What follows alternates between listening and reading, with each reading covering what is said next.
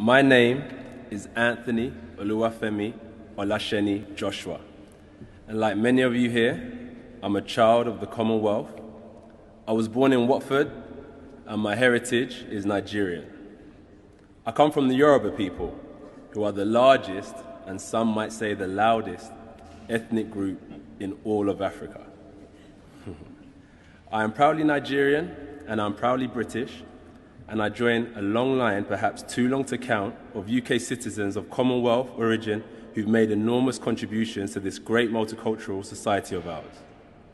In my world, that would include names such as Joshua Buatsi, Lawrence Okoli, and Ramla Ali, but there are so many more members of the Commonwealth family, including David Ajayi, one of UK's greatest architects, the Imafidons, arguably Britain's brainiest family, and of course, the countless nurses, teachers, and doctors that have made the UK their home, strengthening the very fabric of our society and our economy.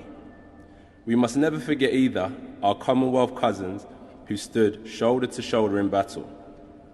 Not to mention the amazing impact that all of these people, hailing from the furthest reaches of the globe, have had on our culture, sense of national identity.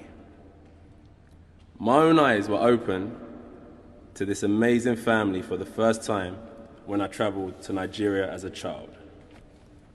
Whilst I saw some similarities between our two countries, given our shared heritage as nations, there was a wealth of difference and a world of exciting possibilities. That realization has stayed with me all my life. Like me, so many children of the Commonwealth have two homes, two identities, two cultures, and two ways of viewing the world. Some even have more than two. These days we hear so much about division and difference that some might be tempted to see that as a bad thing. But on the contrary, it's a beautiful thing, a thing to be celebrated and cherished, and a great source of peace and stability. In this world of extreme connectivity, who better to connect us and shape our common future than the children of the Commonwealth, who have a foot in two camps and desperately want to see both sides succeed. There are times when it's important to talk about values, our personal values, and those that bind us together as a society, and this is one of those times. Fairness, determination, tolerance, respect, understanding. I learned many of those values in the ring, but I apply them to my everyday life. Our values define us and how we conduct ourselves.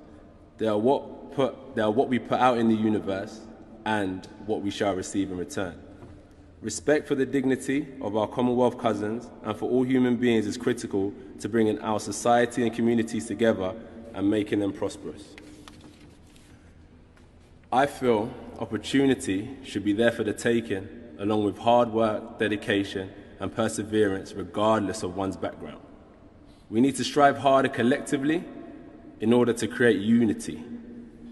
It takes a village to raise a child, and in the same vein, it takes a whole community to act and stand together to tackle some of the challenges we are confronted with today.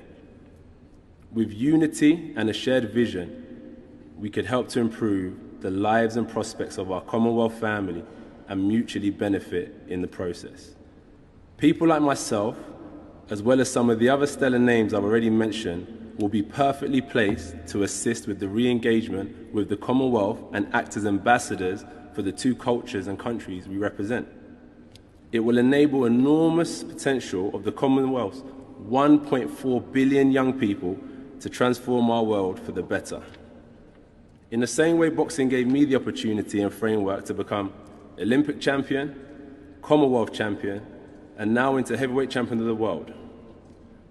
But I asked myself, what does the Commonwealth really mean? The second part of that word is key for me.